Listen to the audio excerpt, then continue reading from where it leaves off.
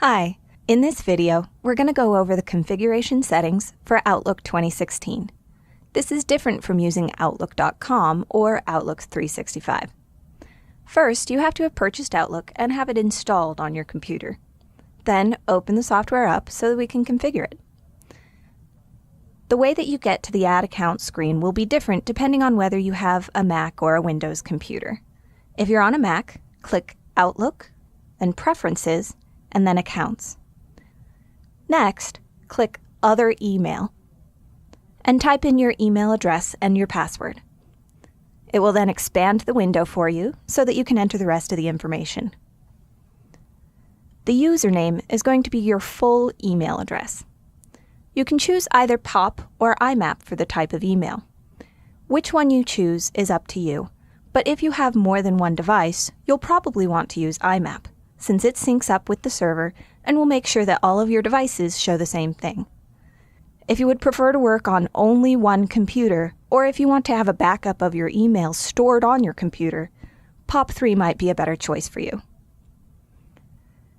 In the incoming and outgoing server boxes, you'll put mail.yourdomain.com for both incoming and outgoing.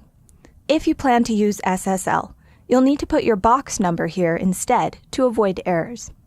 You can find your box number in the cPanel, in the stats bar on the left-hand side, right next to where it says host name.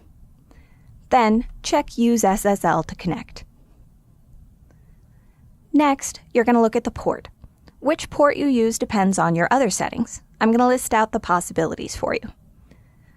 If you're using IMAP with no SSL, the incoming port will be 143. If you're using IMAP with SSL, it'll be 993. If you're using POP3 without SSL, the port will be 110. If you're using POP with SSL, it'll be 995. The outgoing port will be 25 or 26 if you're not using SSL.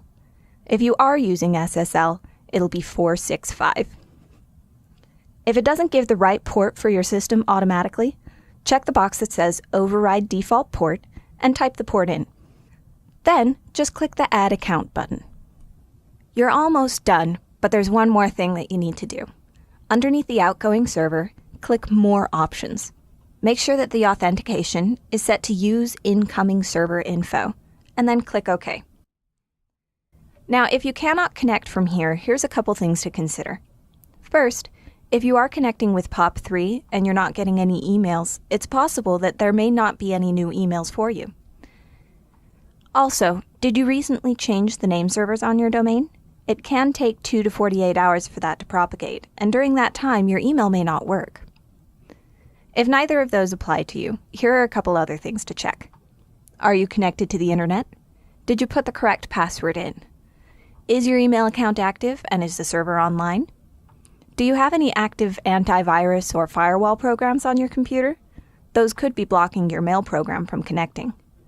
And finally, were you able to connect to your email previously with another email client? One way you can test this is to download and use Thunderbird, which is free. And now you're all set up. And that's everything. Have a great day.